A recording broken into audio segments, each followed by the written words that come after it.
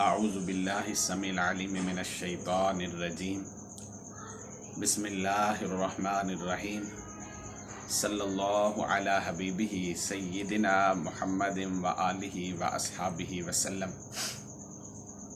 قرآن و سنت کی روشنی میں قربانی کا فلسفہ کیا ہے، میں لے کر حاضر خدمت ہوں۔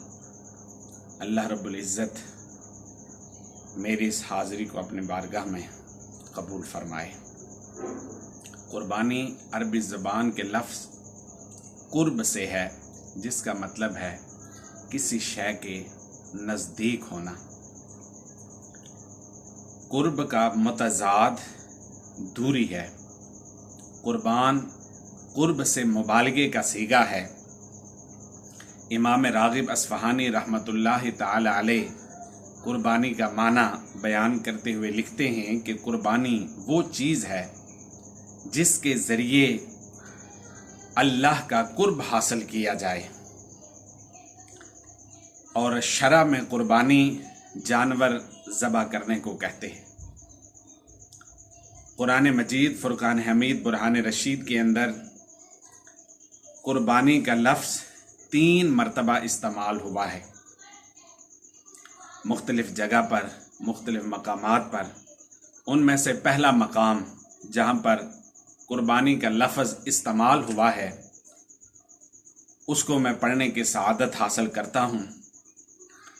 اعوذ باللہ من الشیطان الرجیم وَاتْلُ عَلَيْهِمْ نَبَأَ بَنِي آدَمَ بِالْحَقِّ إِذْ قَرَّبَا قُرْبَانًا فَتُقُبِّلَ مِنْ أَحَدِهِمَا وَلَمْ يُتَقَبَّلْ مِنَ الْآخَرِ قَالَ لَأَقْتُلَنَّكَ قَالَ إِنَّمَا يَتَقَبَّلُ اللَّهُ مِنَ الْمُتَّقِينَ۔ اے نبی مکرم صلی اللہ علیہ وسلم، آپ ان لوگوں کو آدم علیہ السلام کے 2 بیٹوں کی، حابیل اور قابیل کی خبر سنائیں جو بالکل سچی ہے۔ جب ان دونوں نے، حابیل اور قابیل نے، اللہ کے حضور قربانی پیش کی تو ان میں سے ایک کی قربانی قبول کر لی گئی اور دوسرے کی قربانی قبول نہ کی گئی۔ جس کی قربانی قبول نہ ہوئی، اس نے اپنے بھائی سے حسد اور انتقام کا رویہ اپنے دل میں رکھتے ہوئے کہا، قال لأقتلنک، میں تجھے ضرور قتل کروں گا۔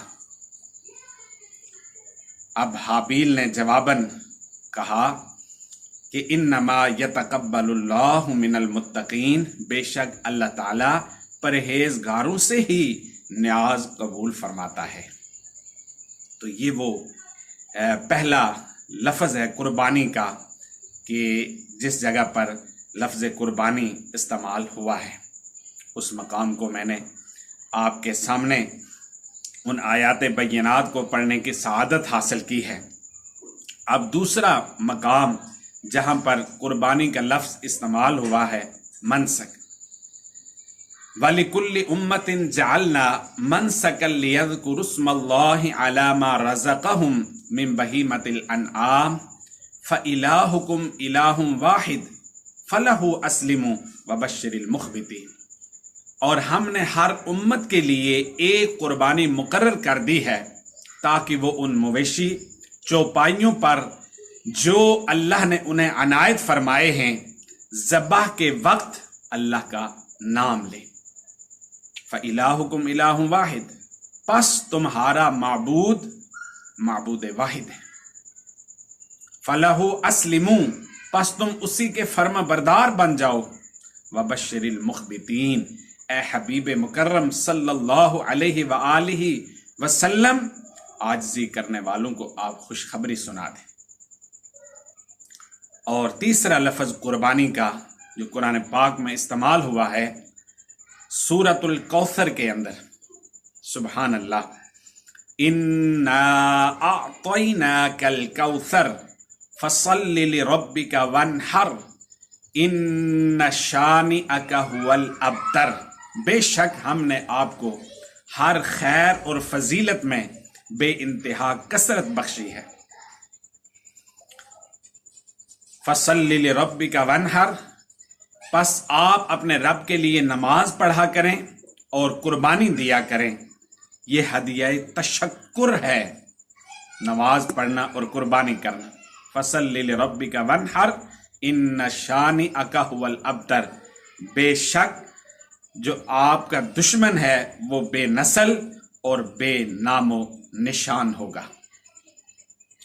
میرے پیارے ناظرین کرام، ظاہر ہوا کہ قربانی جو ہے وہ مسلمانوں پر حسب توفیق لازم ہے، اور سورۃ الکوثر میں قربانی اور نماز کا ایک ساتھ ذکر آنا یہ اس بات کا غماز ہے، جس طرح نماز اپنی شرائط اور اوقات مقرر کے ساتھ جو ہے وہ لازم ہے، اسی طرح قربانی بھی اپنی شرائط اور اوقات مقرر کے ساتھ ضروری ہے۔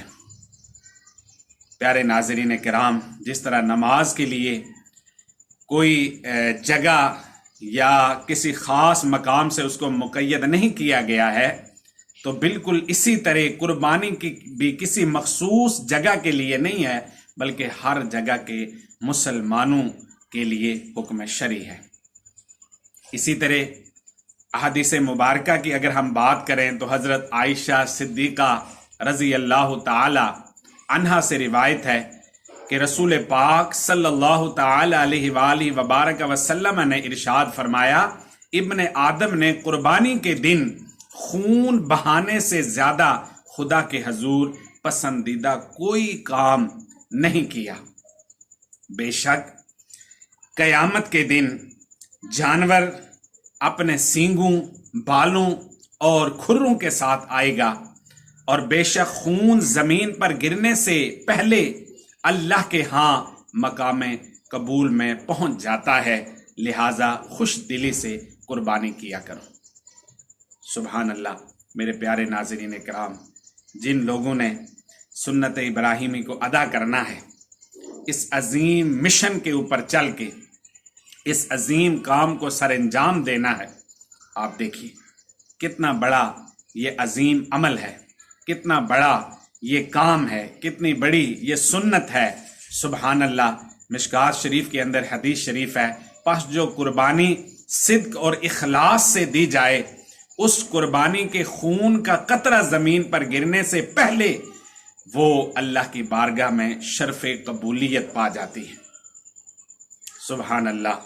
پیارے ناظرین کرام، رسول پاک صلی اللہ علیہ وآلہ وبارک وسلم کا فرمان عالی شان ہے، انما یبعث الناس علی نیاتہم، بے شک لوگ قیامت کے دن اپنی اپنی نیتوں پر اٹھائے جائیں گے۔ پھر اللہ پاک نے قرآن پاک میں ارشاد فرمایا، لن ینال اللہ لحومها ولا دماؤها ولکن ینالہ التقوی منکم، ہرگز ہرگز نہ تمہارا خون اور نہ تمہارا گوشت اللہ کے پاس پہنچتا ہے، پھر کیا پہنچتا ہے؟ وَلَكِنْ يَنَالُهُ التَّقْوَى مِنْكُمْ، تمہارے دل کی پرہیزگاری، تمہارے دل کا تقوی، تمہارے دل میں کتنا خلوص ہے، اللہ کی بارگاہ میں وہ چیز پہنچتی ہے، اور اس کی بنیاد پر تمہیں اجر ملنا ہے، اس کی بنیاد پر تمہیں ثواب ملنا ہے۔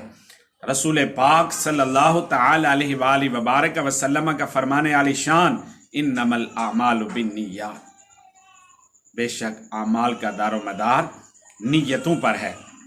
اللہ رب العزت سے دعا ہے اللہ پاک ہمیں اس عظیم قربانی کے عمل کو احسن طریقے سے سر انجام دینے اور اسے خلوص نیت کے ساتھ بخوبی سر انجام دینے کی اللہ پاک ہم سب کو توفیق مرحمت فرمائے۔ یہ اس لیے میں نے آپ تک اس پیغام کو پہنچائے، کہیں ایسا نہ ہو کہ اتنے لاکھوں روپے آپ خرچ کریں، ہزاروں کی تعداد میں آپ روپیہ جانور خریدنے پر لگائیں اور اس کا آپ کو ثواب کچھ نہ ملے۔ تو خوش دلی سے، اخلاص سے دی گئی قربانی، خون کا قطرہ زمین پر بعد میں گرتا ہے، رب ذوالجلال پہلے اس بندے کے گناہوں کو معاف فرما دیتے جن کی قربانی قبول ہو۔ ورنہ کتنے لوگ قربانی کرتے ہیں، قبول کسی کسی کی ہوتی ہے۔ حابیل اور قابیل کا قصہ واقعہ بھی آپ نے سن لیا، انہوں نے بھی قربانی کی تھی، لیکن آگے فرمایا انما یتقبل اللہ من المتقین، بے شک پرہیزگاروں سے ہی اللہ نیاز قبول فرماتا ہے۔ اللہ پاک میری آپ کی ہم سب کی قربانی کو اپنی بارگاہ میں قبول فرمائے.